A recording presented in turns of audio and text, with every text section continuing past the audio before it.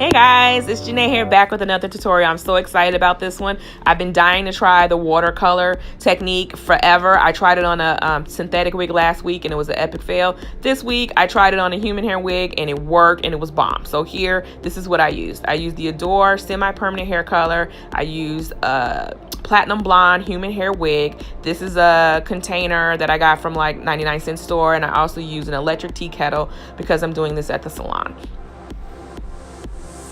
I go in, I pour in the boiling hot water, so it's really hot. You guys be careful if you try this at home.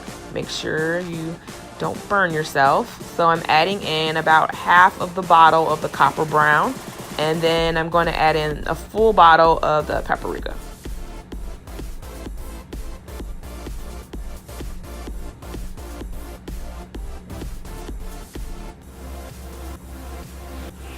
So after that, I just stir this mixture really well. I add in the wig and I let it sit for about 15 minutes.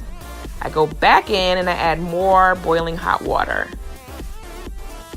This time the wig will be totally submerged in the mixture.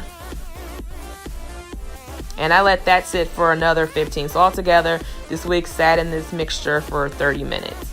I pour that out and I proceed to shampoo and condition the wig. Do you guys see this color?